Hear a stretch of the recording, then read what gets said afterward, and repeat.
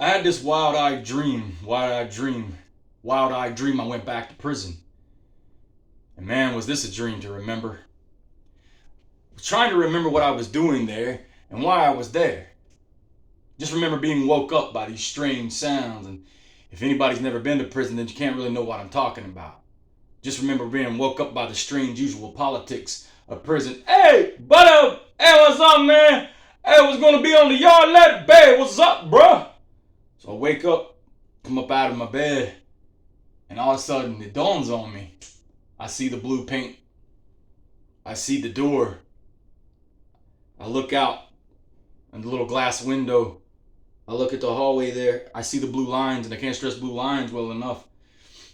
And it dawns on me we're checked in. But why am I checked in? And if anybody doesn't know what checked in means, and I can't stress checked in, yeah, that word checked in, right? That means protective custody. Sensitive yards unit in prison. But why? The only people who check in prison is cops, snitches, people who have messed up charges, and people who have requested protective custody because they're afraid for their life. So I began to think, why? Why am I here and why am I checked in? So I grabbed the paperwork, looked at the paperwork, and I began to ramble through. I looked down at the bed, noticed there wasn't a bunkie in there, or a cellie. That's code for roommate. And then I seen it. Class C felony. Sentenced to 5 years. Distributing. Okay, maybe I got hard up and had to sell some pills, but that wouldn't explain everything. About that time, I see 2 female guards. I hear the door open. I see 2 female guards walking towards me, getting closer, and making some, you hear all the sounds. Hey, baby, what's going on, baby, blah, blah, blah. As she stops right in front of my cell, as I see the name tag, Miss Keller. Female CO, correctional officer, Miss Keller.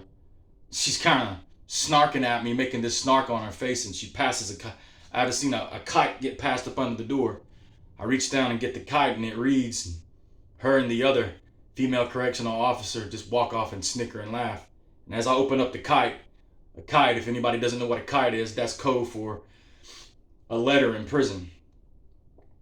I get up and I read the kite, and the kite reads, hey baby, I'll see you in the laundry room tonight, and I better get a kiss.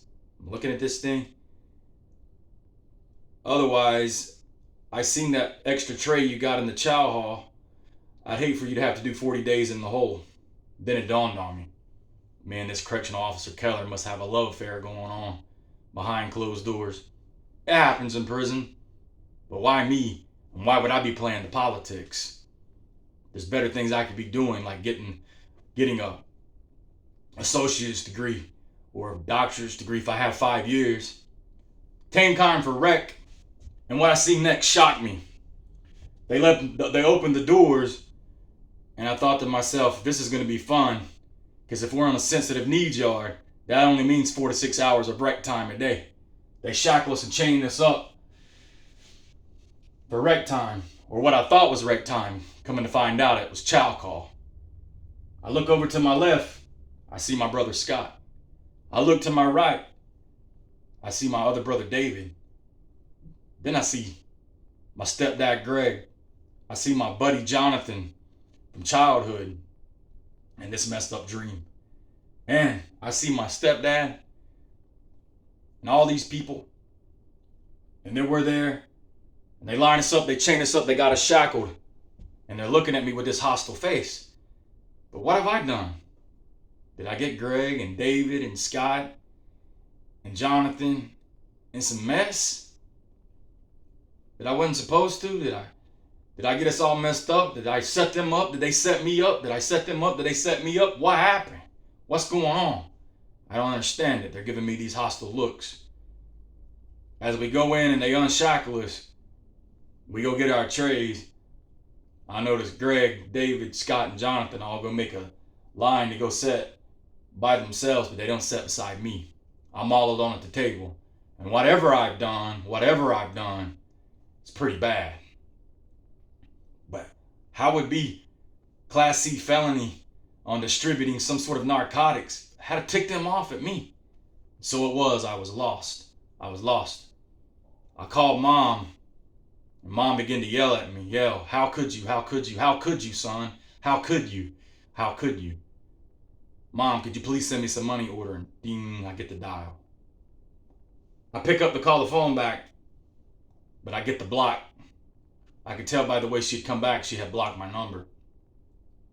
She didn't want to hear from me, and that was obvious. So, I get locked back up. They put us back on lockdown. About 3 days later, they let us out for rec, and I knew we was in trouble then. The stares came from my stepdad and Scott and David and Jonathan as they all locked us up. And I knew as soon as they let us free, these boys were coming at me, and they were going to get me. I had done something terrible, but I couldn't figure out what it was. So, after me and Miss Keller got done with our little fling, they took us, she dropped me off on the rec yard, and there was Scott, David, Greg, and Jonathan all shooting basketball. I come out and they say, hey, can I get up? And they nod, but still hadn't spoke a word to me in a week. And I can't stress week well enough. And here it comes. David and Scott, Greg, and Jonathan pull out the shanks, and they're heading toward me. And I take the basketball, boom, and hit one of them, kick David and kick Scott, and jerking them off of me. And all of a sudden, the correction officers come in and break it up and take us all to the hole. So I'm in the hole for 2 weeks. But what have I done? You can hear the usual, hey man, what's going on? Taylor man, when you get out, man, make a phone call to my people, Taylor. I was so confused. What have I done to make my stepdad and Scott and Jonathan and David and everybody that was locked up with me so mad that I had involved them? What have I had done, or what had they had done? What was going on? All of a sudden, Taylor, you got a visitor. Come to the Sally Pour. As I walk down to the Sally Pour, I get down there, I go in, and I see this fairly average, good-looking girl sitting there. I was like, well, maybe this is my girlfriend. Maybe this is whoever it is. And I sat down and pick up the telephone. How's the program going, Mr. Taylor? And then as she began to explain,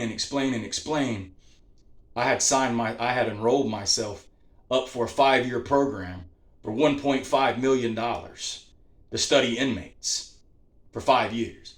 Not only had I signed myself up for it, but I had signed my stepdad Greg up for it, David, Scott, and Jonathan, and took 5 years of their life. I guess the $1.1 million didn't matter to them, but it all came to release day. And the last thing I found out that Scott went back to his 18-wheeler job. I guess from the rumors that I heard, his money went to most of his kids.